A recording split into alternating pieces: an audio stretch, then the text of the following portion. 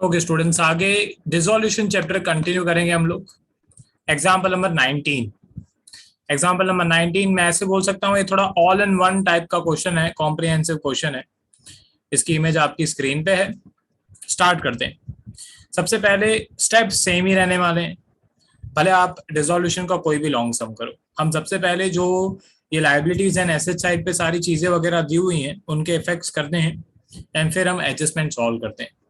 तो स्टार्ट करते हैं एसेट से। यहाँ पे क्वेश्चन में ए एंड बी का ओल्ड रेशियो आपको दिया हुआ है 3:2। वो मैं लिख देता हूँ, काम आएगा। ठीक है, ओल्ड पार्टनर्स ओल्ड रेशियो बहुत जगह पे काम आता है, तो यहाँ पे मैं लिख देता हूँ ओल्ड रेशियो इक्वल्स टू 3:2। ये इनका ओल्ड रेशियो है, क्वेश्चन में दिया हुआ है। फिर लाइबिलिटीज एंड एसेट, एंड फिर आपको क्वेश्चन में एडजस्टमेंट्स दी हुई हैं। क्वेश्चन में बोला हुआ है prepare realisation account, partners loan account, partners capital account and bank account. अब सबसे पहले तो यहाँ पे क्वेश्चन में, जैसे कल भी मैंने जो सम कराया था, कैश बैलेंस भी दिया हुआ है एंड बैंक बैलेंस भी दिया हुआ है। तो मैं बैंक अकाउंट में जाऊंगा, ये बैंक अकाउंट है। यहाँ पे मैं लिखूंगा to balance brought down and outer column में मैं लिखूंगा 30,000। एंड फिर जो कैश बैलेंस है वो मैं ऐसा अज्यूम करूंगा कि कैश बैलेंस भी हमने बैंक में जमा करा दिया 6,000। ठीक है, क्योंकि क्वेश्चन में हमको बैंक अकाउंट बनाने के लिए बोला हुआ है। चलो, इसके इफेक्ट्स हो गए। उसके बाद नीचे आपको दिया हुआ है स्टॉक 80,000। अब मैं यहाँ पे रियलाइजेशन अकाउंट में, यहाँ पे मैं हेडिंग भी डाल देता हूँ टू एसेट्स अकाउंट एंड यहाँ पे मैं लिख देता हूँ बाय लाइबिलिटीज अकाउंट। मतलब सारे एसेट की जो भी वैल्यूज हैं सबसे पहले हम यहाँ पे लिखेंगे, लाइबिलिटीज की वैल्यू क्रेडिट साइड पे लिखेंगे रियलाइजेशन अकाउंट में, एंड फिर एसेट्स को बेचेंगे एंड लाइबिलिटीज को पे करेंगे। तो स्टार्ट करते हैं। सबसे पहले यहाँ पे आपको दिया हुआ है स्टॉक, एंड स्टॉक आपको दिया हुआ है 80,000। अब ये मैं रूल पहले भी बहुत सारे चैप्टर्स में बता चुका हूँ कि लाइबिलिटी या asset side, in short balance sheet में जो आपको अमाउंट्स दी हुई हैं उनका एक ही इफेक्ट होता है। एसेट साइड का मतलब होता है डेबिट साइड, लाइबिलिटी साइड का मतलब होता है क्रेडिट साइड। अब इनका एक ही इफेक्ट होता है, वो भी सेम साइड पे इफेक्ट होता है। मतलब एसेट साइड पे अगर आपको कोई अमाउंट दी हुई है तो वो कहीं ना कहीं पे डेबिट होगी एक ही बार, उसका कोई दूसरा इफेक्ट नहीं होगा। एंड अगर आपको बैलेंस शीट में कोई अमाउंट क्रेडिट साइड पे दी हुई है, मतलब लाइबिलिटी साइड पे दी हुई है, तो वो अमाउंट कहीं ना कहीं पे कोई ना कोई अकाउंट में क्रेडिट होगी, पर एक ही बार एक ही इफेक्ट होगा। एडजस्टमेंट्स के दो इफेक्ट होते हैं। तो स्टार्ट करते हैं। स्टॉक 80,000, सन्ड्री डेटर्स है 66,000 and provision for doubtful debts है 6,000। तो सबसे पहले तो मैं यहाँ पे लिख देता हूँ डेटर्स 66,000 एंड जो प्रोविजन दिया हुआ था इसका, provision for doubtful debts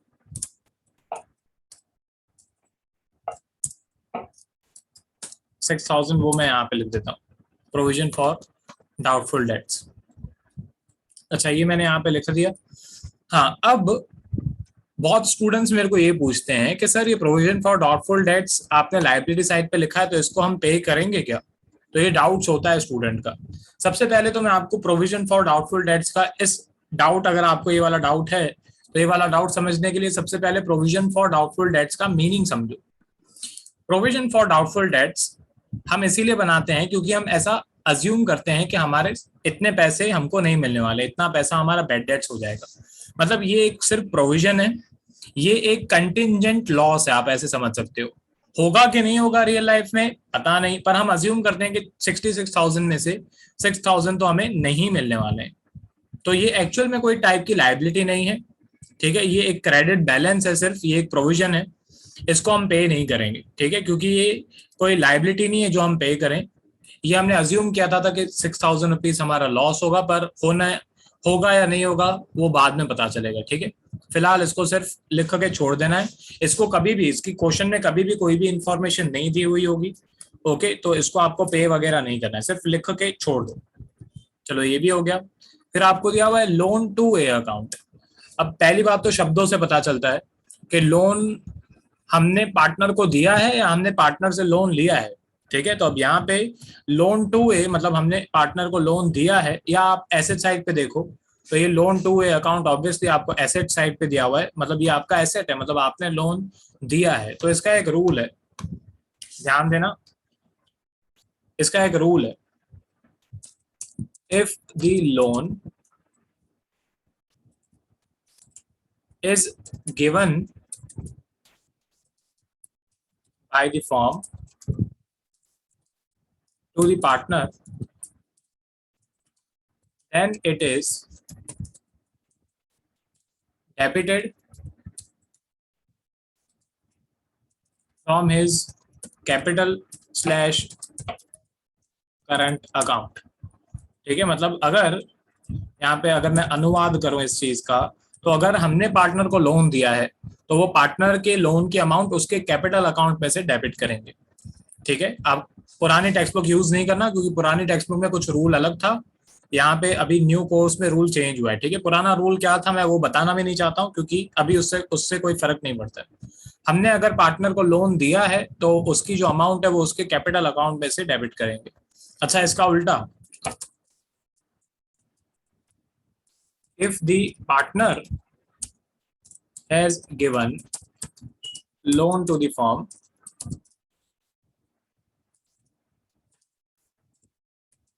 then the amount will be paid by cash slash bank।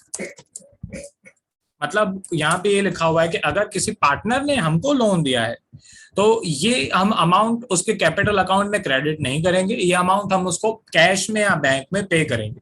ठीक है, तो ये दो रूल्स जो है वो अपने रूल्स वाले पेजेस में लिख लेना, ये इंपॉर्टेंट है। ठीक है, अगर हमने पार्टनर को लोन दिया है तो वो अमाउंट उसके कैपिटल अकाउंट पे डेबिट होगी। हमने अगर पार्टनर से लोन लिया है तो वो अमाउंट उसे हम कैश में या बैंक में पे करेंगे। ठीक है, तो ये लोन टू ए अकाउंट है। तो सबसे पहले तो यहाँ पे मैंने लोन अकाउंट पहले से ही बना के ही रखा था, यहाँ पे मैं लिख देता हूँ लोन टू ए अकाउंट। ठीक है, अब इसकी जो अमाउंट है वो डेबिट साइड पे दी हुई है, तो मैं यहाँ पे भी डेबिट साइड पे लिख देता हूँ।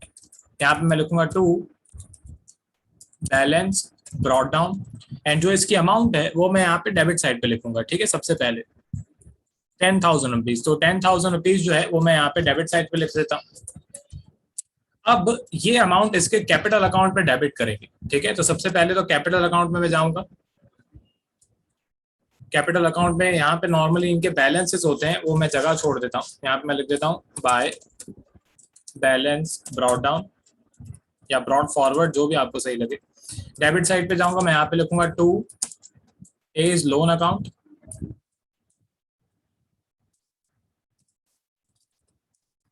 एंड ए की जो अमाउंट है 10,000 वो इसके अकाउंट में से मैं डेबिट करूंगा।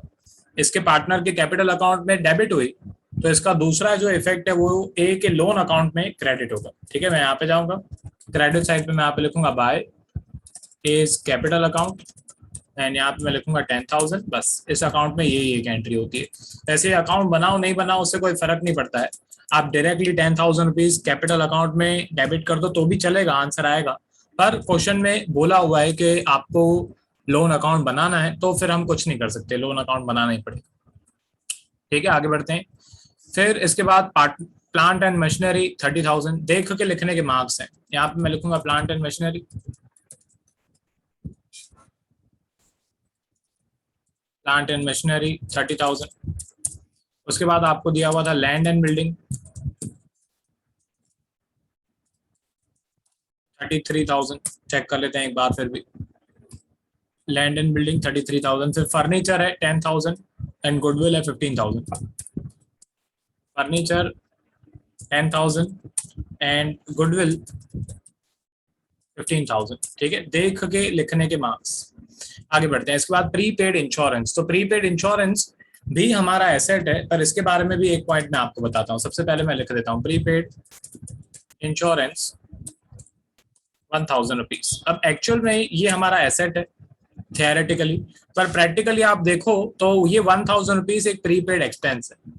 ठीक है, ये एक प्रीपेड एक्सपेंस है, ये खर्चा है जो हमने एडवांस में पे कर दिया। ये पैसे हमें मिलने नहीं वाले। ठीक है, प्रीपेड इंश्योरेंस की जो अमाउंट है ऑब्वियसली आप उसे पे नहीं कर पाओगे। ठीक है, सॉरी बेच नहीं पाओगे, ये खर्चा है जो आपने एडवांस में पे कर दिया, इसीलिए हमारा थ्योरेटिकली ये एसेट है, प्रैक्टिकली ऑब्वियसली आप प्रीपेड इंश्योरेंस को नहीं बेच सकते हो, तो लिख के छोड़ देना है, जैसे बैड डेट रिजर्व को मैंने लिख के छोड़ दिया और कुछ नहीं। फिर इसके बाद एडवर्टीजमेंट एक्सपेंडिचर दिया हुआ है, ये उन 9 नामों में से एक है जो मैंने आपको बताए हैं। ये एक डेबिट बैलेंस है, मैं पार्टनर्स कैपिटल में उनके ओल्ड रेशियो में डिस्ट्रीब्यूट करूंगा। ठीक है, तो पार्टनर्स कैपिटल अकाउंट में गए, डेबिट साइड पे गए, मैं यहाँ पे लिखूंगा to advertisement campaign expenditure, short form में मैंने लिख दिया है, आप फुल फॉर्म लिखना। और 10,000 रुपीज है, ये डेबिट बैलेंस है, पार्टनर्स में डिस्ट्रीब्यूट होता है डेबिट साइड पे। और 3:2 इनका ओल्ड रेशियो है। ठीक है, तो 30,000 ही था कि क्या था, मेरे को एक बार देखना पड़ेगा वापस। 10,000 था, चलो बच गए। ठीक है, तो 10,000 मल्टीप्लाई बाय 3/5, 6,000 ए का, एंड बाकी जो 4,000 बच गया वो बी का है। ठीक है, तो ये एसेट साइड पे जितनी भी अमाउंट्स दी हुई थी वो हमारी सारी की सारी हो गई। ओके, आगे कंटिन्यू करते हैं लायबिलिटी साइड। तो सबसे पहले आपको दिया हुआ है ट्रेड क्रेडिटर्स 80,000, यहाँ पे मैं लिखूंगा ट्रेड क्रेडिटर्स या क्रेडिटर्स लिखो, चलो सर चलो 80,000। उसके बाद बिल्स पेबल 25,000,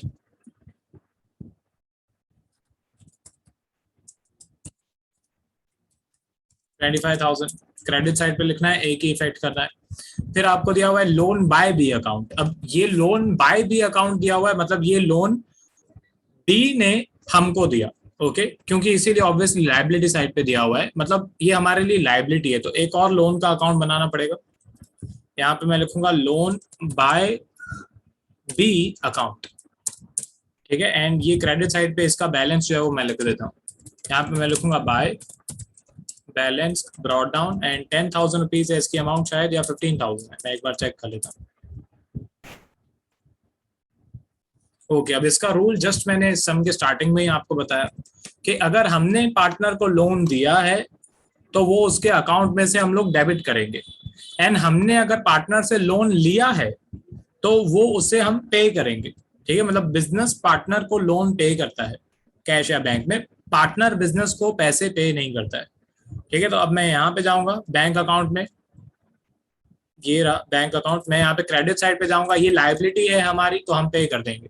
मैं यहाँ पे लिखूंगा टू, एंड मैं यहाँ पे लिखूंगा बीज लोन अकाउंट, एंड 15,000 रुपीज जो है वो मैं पे करूंगा। बैंक अकाउंट में क्रेडिट हुआ, मतलब पैसे गए वहां पे क्रेडिट हुआ, तो बाकी लोन के अकाउंट में, डी के लोन के अकाउंट में यहाँ पे डेबिट होगा।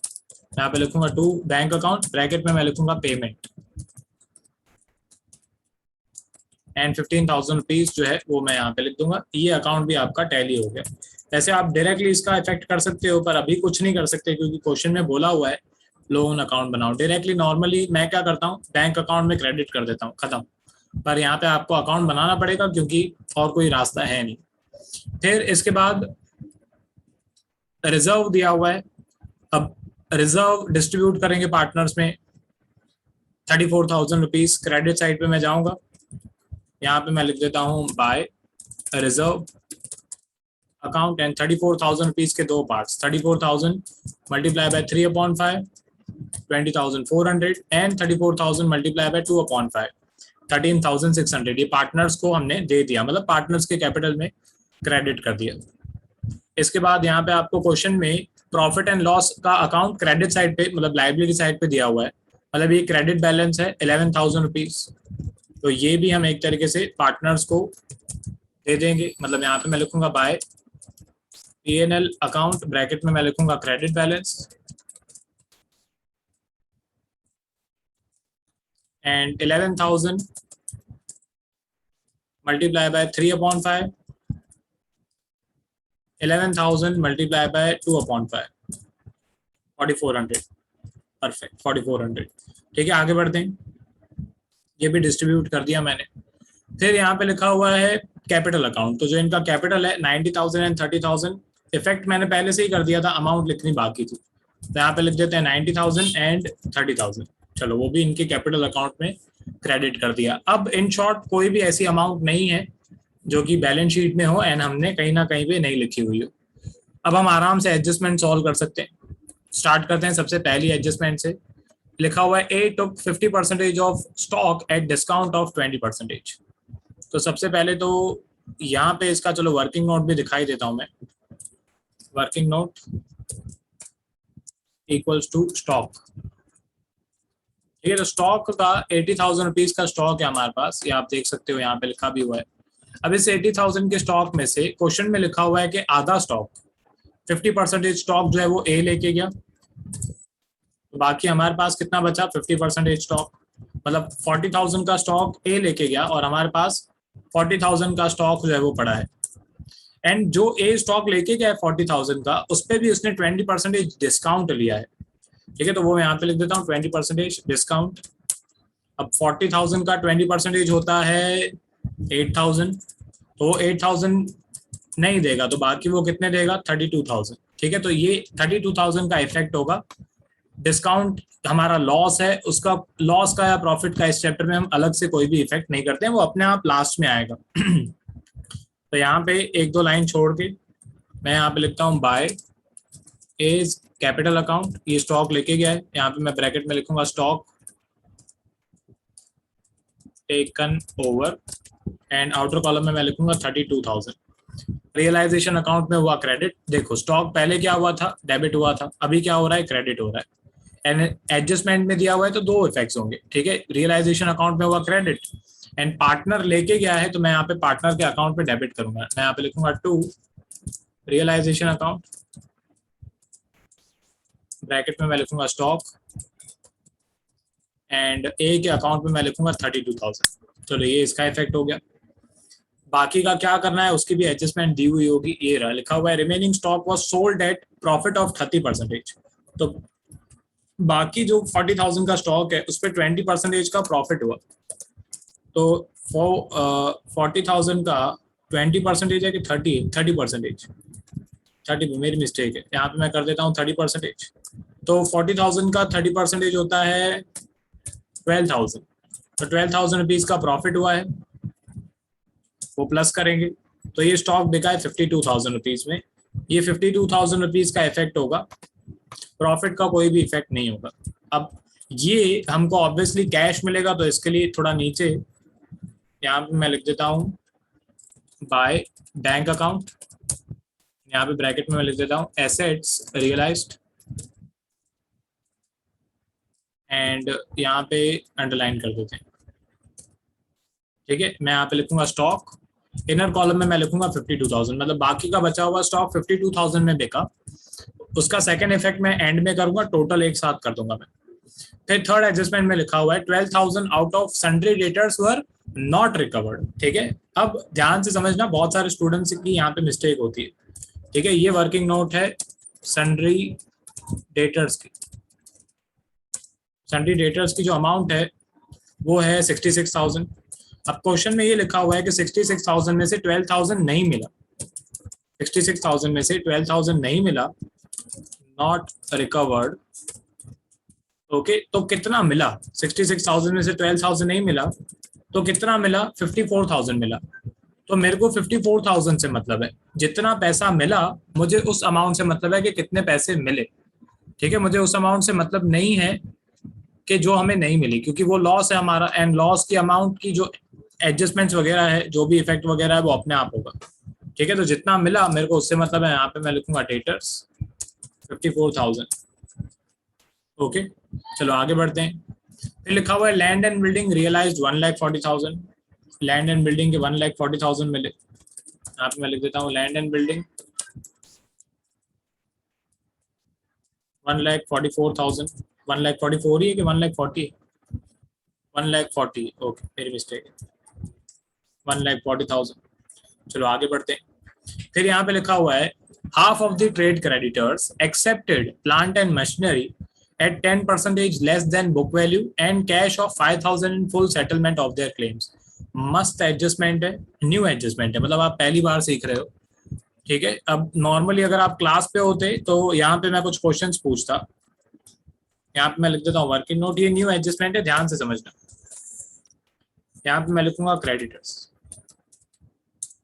इन क्रेडिटर्स की जो अमाउंट है वो है ये रही 80,000। तो क्रेडिटर्स यहाँ पे लिखा हुआ है कि क्रेडिटर्स को 80,000 रुपीज जो है वो हमको देने हैं।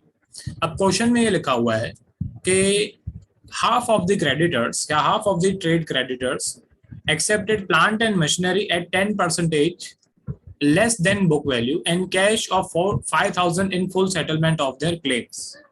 ठीक है, अब सबसे पहले तो प्लांट एंड मशीनरी है 30,000। क्वेश्चन में लिखा हुआ है कि आधे क्रेडिटर्स हैं, आधे मतलब 50%, वो भी मैं यहाँ पे कर देता हूँ 50%, 50%।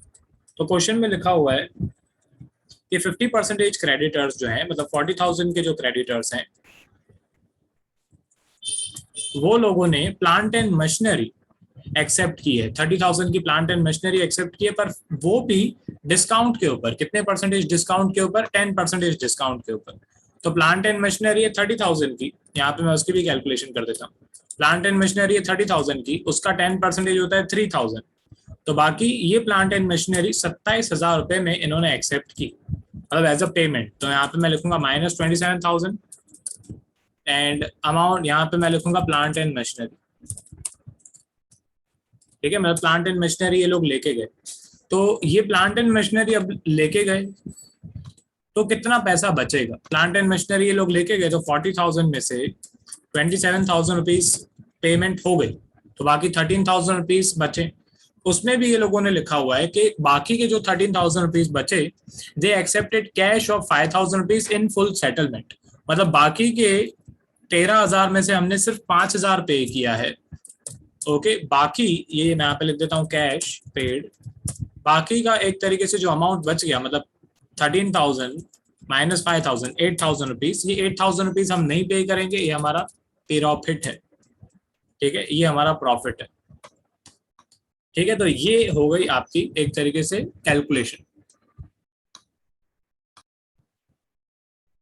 ये जो कैलकुलेशन हो गई है हमारी, इसमें नॉर्मली क्वेश्चन ये आता है कि प्लांट एंड मशीनरी 27,000 रिकॉर्ड होगा, कैश पेड रिकॉर्ड होगा एंड प्रॉफिट रिकॉर्ड होगा कि नहीं होगा। मतलब ये तीन अमाउंट्स में से कौन सी अमाउंट रिकॉर्ड करेंगे, कौन सी अमाउंट रिकॉर्ड नहीं करेंगे। ठीक है, अब ये रूल्स में मैं बता चुका हूं पहले भी, मैं अभी भी यहाँ पे भी लिख देता हूं। If any asset whether it is recorded or unrecorded, ठीक है, recorded or unrecorded, is paid against any liability, recorded or unrecorded,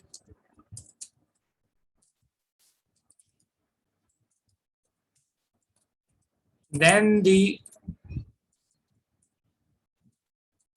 transaction is not recorded.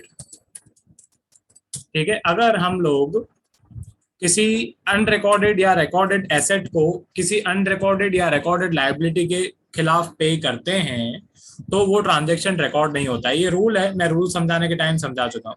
अच्छा, दूसरा, प्रॉफिट या लॉस की तो एंट्री होती नहीं है कभी। प्रॉफिट और लॉस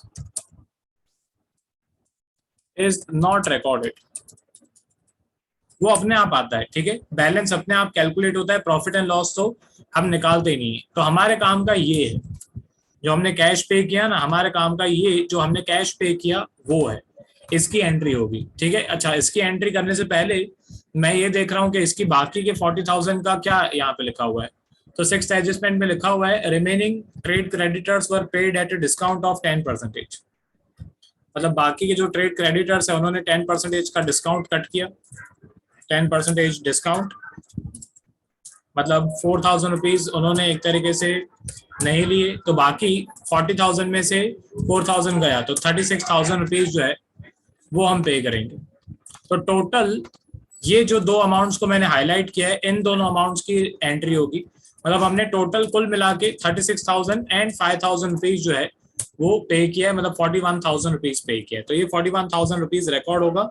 प्लांट एंड मशीनरी जो हमने अगेंस्ट में पे की उसका कुछ नहीं करेंगे। तो मैं यहाँ पे जाता हूँ, मैं यहाँ पे लिखूंगा टू बैंक अकाउंट, ब्रैकेट में मैं लिखूंगा लायबिलिटीज पेड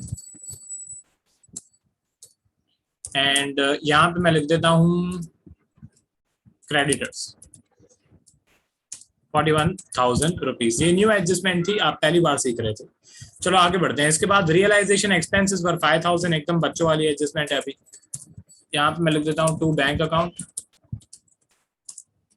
ब्रैकेट में आप लिखोगे रियलाइजेशन एक्सपेंसेस।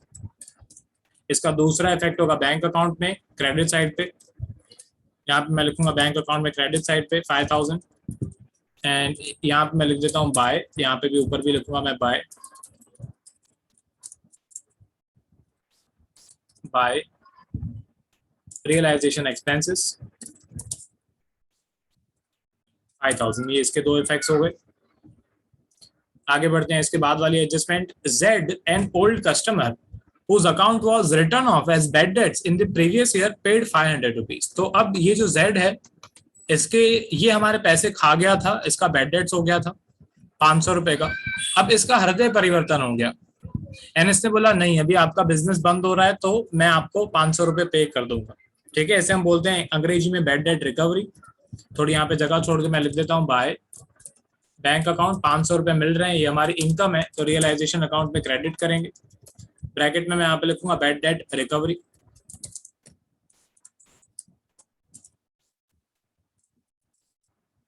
एंड 500 रुपए हमें मिल रहे हैं, रियलाइजेशन अकाउंट पे क्रेडिट हुआ क्योंकि इनकम है, बैंक अकाउंट में डेबिट होगा क्योंकि पैसे मिल रहे हैं। तो यहाँ पे मैं लिखूंगा 500 एंड पर्टिकुलर्स में आपको लिखना है टू रियलाइजेशन अकाउंट, ब्रैकेट में लिखना है बैड डेट रिकवरी। चलो ये हो गया। इसके बाद एडजस्टमेंट में क्या दिया हुआ है, a contingent liability of 1000 was discharged. भारी भारी अंग्रेजी यूज की हुई है, इसका मतलब ये है कि हमारी एक लायबिलिटी थी जो हमने 1000 रुपए की थी, वो लायबिलिटी है जो हमने पे कर दी। ठीक है, तो ये एक अनरिकॉर्डेड लायबिलिटी है क्योंकि क्वेश्चन में ऑब्वियसली बैलेंस शीट में नहीं दी हुई है। तो मैं यहाँ पे मैं जाऊंगा, यहाँ पे मैं लिखूंगा टू बैंक अकाउंट, ब्रैकेट में लिखना है कंटिंजेंट लायबिलिटी लिखो या अनरिकॉर्डेड लायबिलिटी लिखो। यहाँ पे मैं लिख देता हूँ अनरिकॉर्डेड लायबिलिटी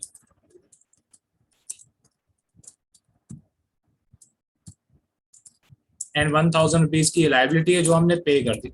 तो यहाँ पे हुआ डेबिट तो बैंक अकाउंट पे होगा क्रेडिट क्योंकि हमने पैसे पे की 1000 rupees by realisation account and bracket में मैं यहाँ पे लिख देता हूँ अनरिकॉर्डेड लायबिलिटी। चलो आगे बढ़ते हैं, ये भी हो गया हमारा। इसके बाद लिखा हुआ है furniture was sold for 10,000 rupees. तो फर्नीचर यहाँ पे मैं लिखूंगा फर्नीचर 10,000 रुपीज में फर्नीचर बिक गया। ओके, इसके बाद मैं देख लेता हूँ कि क्या क्या बाकी है हमारा।